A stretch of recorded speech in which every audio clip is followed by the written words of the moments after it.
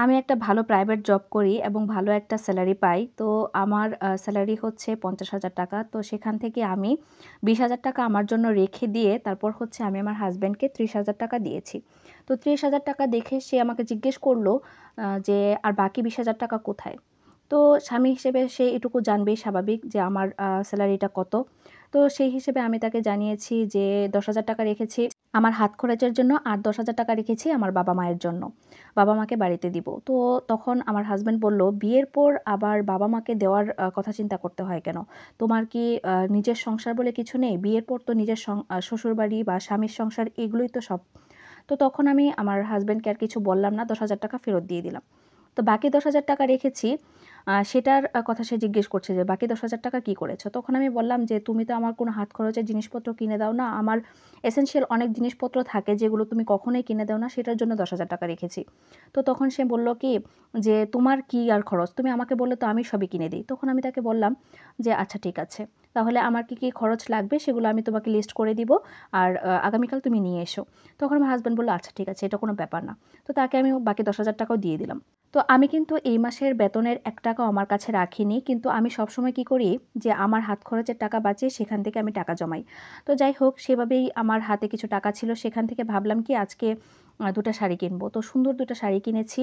খুবই সুন্দর, একই রকম দেখতে। তো শাড়িগুলো নিয়ে আমার মানে শাশুড়ির কাছে নিয়ে গেলাম। বললাম যে, "শাড়িটা কেমন হয়েছে মা?" তো মা দেখে বলল যে, "অনেক সুন্দর হয়েছে।" তবে একই রকম ২ টো শাড়ি কেন? ২ টা ২ রকম কিনলে তো ভালো হতো। তখন আমি বললাম, "একটা আপনার জন্য কিনেছি, আরেকটা আমার মায়ের জন্য কিনেছি।" তখন শাশুড়ি আমার হাসব্যান্ডের মতো একই কথা বলল যে, "বিয়ের পর আবার বাবা-মা কি? বাবা-মাকে কেন করতে হয়? শ্বশুরবাড়ির কথা চিন্তা ভাবনা করবে। বাবা-মায়ের কথা কেউ চিন্তা করে? বাবা-মাকে বিয়ের পর দিতে হয় না। বাবা-মাকে সবসময় বিয়ের আগে যা করেছই। বাবা-মাদের দায়িত্ব ছিল তোমাকে মানুষ করা, মানুষ করে বিয়ে দিয়ে দিয়েছে। এখন সবকিছু শ্বশুরবাড়ির জন্যই করবে।" তখন আমি আর কিছু বললাম না। তো চুপচাপ চলে আসলাম শাশুড়ির কাছ থেকে। ২ দিন পর আমার শাশুড়ি আমাকে একটা দামি শল দেখিয়ে বলল যে, "এই শলটা কেমন হয়েছে বৌমা?" তখন আমি বললাম কি, "মা অনেক সুন্দর হয়েছে, অনেক দামি মনে হচ্ছে দেখে।" তখন আমার শাশুড়ি মা বললেন, "হ্যাঁ, দামি তো হবে। আমার মেয়ে আমাকে গিফট করেছে।" তখন আমি মাকে বললাম যে, "মা আপনার কি লজ্জা লাগে না? যে আপনি আপনার মেয়ের শ্বশুরবাড়ির টাকার জিনিস নিয়েছেন, এটা তো আসলে ঠিক না। আপনার মেয়ে তো এই কাজটা ঠিক করেনি। আমার ননদ ভুল কাজ করেছে। আসলে বিয়ের পর তো আসলে বাবা-মাকে কিছু দিতে হয় না।" তখন আমার শাশুড়ি চুপসে গেল। কোনো কথা বলল না। তো যাই হোক আমি আর কোনো কিছু বললাম না। পরবর্তী দিন আমার বাবা এসেছে আমাদের বাসায় বেড়াতে। তো তখন বাবা এসে বলল যে, "মা আমার তো বয়স অনেক হয়েছে। তোমরা যেহেতু ২ মেয়ে আমার ২ জনকেই চাচ্ছি যে আমার যা সম্পদ টাকা-পয়সা আছে ব্যাংকে সবকিছু তোমাদেরকে দিয়ে দিব। আমি আর আমার কাছে রাখতে চাচ্ছি না এগুলো।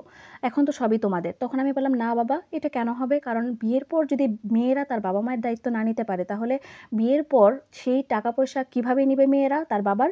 তো তখন বাবা বলল যে, "এইসব কেন বলছো মা? কারণ এসব তো বলা উচিত না।" তখন সাইড থেকে আমার হাসব্যান্ড এবং শাশুড়ি দুজনেই বলে উঠল কি যে, "এসব বলছো কেন? কারণ তোমার বাবার তো ছেলে নেই। তোমরাই তো ২ বোন পাবে।" তখন আমার শাশুড়িকে বললাম, "মা কেন এটা হবে? আমি যদি দায়িত্ব পালন করতে না পারি আমার বাবা-মায়ের, তাহলে আমি কেন আমার বাবা-মায়ের টাকা নিব?" তো তখন আমার শাশুড়ি চুপ হয়ে গেল, আমার হাসব্যান্ডও চুপ হয়ে গেল। তখন আমার কাছে মনে হলো আমি মনে হয় তাদেরকে বোঝাতে পেরেছি যে আমি আসলে কোন বিষয়টা বোঝাতে চেয়েছি। কিছু মানুষের চিন্তাভাবনা বিয়ের পর মেয়েদের বাবা-মায়ের কোনো দায়িত্ব নিতে নেই। এই জিনিসটা কেন হয়? আসলে এই জিনিসটা খুবই খারাপ। আপনি যদি আপনার মেয়ের কাছ থেকে আপনি জিনিসপত্র আশা করেন বা আপনার মেয়ে যদি আপনাকে দিয়ে থাকে তাহলে কিন্তু আপনারও উচিত আপনার ছেলের বুকে সেই স্বাধীনতা দেওয়ার।